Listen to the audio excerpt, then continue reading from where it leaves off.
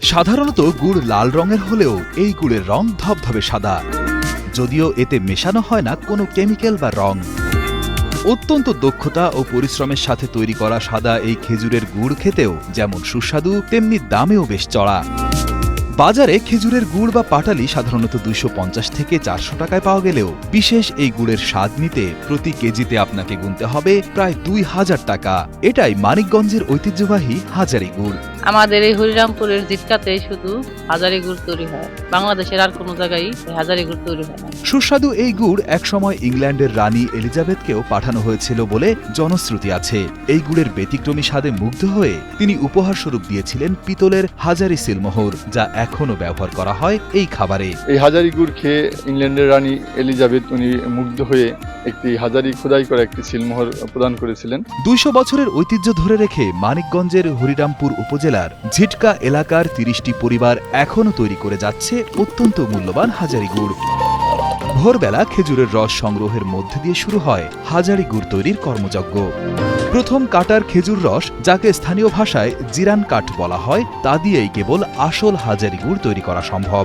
7 দিন পর পর গাছ কাটা হলেই পাওয়া যায় বিশেষ ধরনের রস। মূলত হাজারী গুড়ের রসটাই ভিন্ন, প্রক্রিয়াটাই ভিন্ন।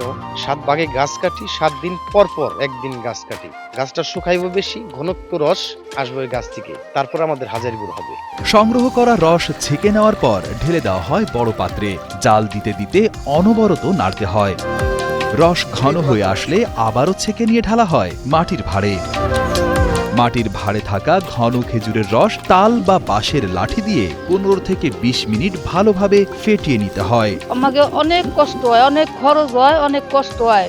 রস ঘন ক্রিমে পরিণত হলে আবারও জাল করে রাখা ঘন রস মিশিয়ে ফেটিয়ে নিতে হয় কিছুক্ষণ। এরপর তা ঢালা হয় নির্দিষ্ট মাপের ছাঁচে। এভাবেই বিশেষ কায়দায় তৈরি করা হয় সাদা রঙের সুস্বাদু হাজারী গুড়। প্রায় 7 থেকে 8 লিটার খেজুরের রস জাল দিয়ে মাত্র 1 কেজি গুড় পাওয়া যায়।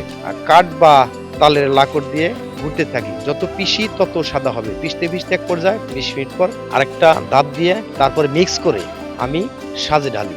সাজে ঢালার পর 10 থেকে 15 মিনিট পর আমি কাঙ্ক্ষিত হাজারী সিলটা দিয়ে দিই। ভালো রস যদি হয়, পালি কাটা প্রথম কাটা রস হয়, তাহলে 7 থেকে 8 লিটার রসে 1 কেজি হাজারী গুড় হয়ে যায় ইনশাল্লাহ।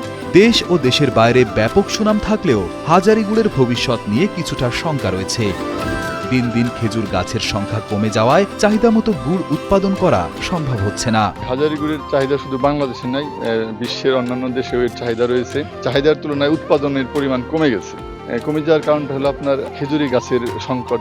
নতুন করে কেউ খেজুর গাছ লাগাচ্ছে না। চাহিদা অনুযায়ী আমরা গুড় বানাইতে পারি না, কারণ খুবই কম দিতে পারি। গাছ তো নাই, কারণ গাছ থাকলে সে গুড় হবে। সেই গাছ না থাকার কারণে গুড় এখন খুবই কম হচ্ছে। তবে আশার কথা হলো জেলা প্রশাসন মানিকগঞ্জের ব্র্যান্ডিং এ হাজারী গুড়ের নাম ব্যবহার করছে।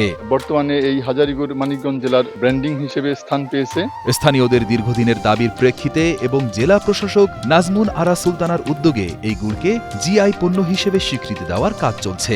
মানিকগঞ্জের যে হাজারী গুড়, এটি আসলেই সম্পূর্ণ আলাদা। এটি জিআই পণ্য হিসেবে কিন্তু জেলা প্রশাসন অনেক আগে থেকে কাজ করছে। এটি এখন বলা যায় যে একদম লাস্ট স্টেজে আছে। আমরা খুব দ্রুতই এটিকে জিআই পণ্য হিসেবে পাবো।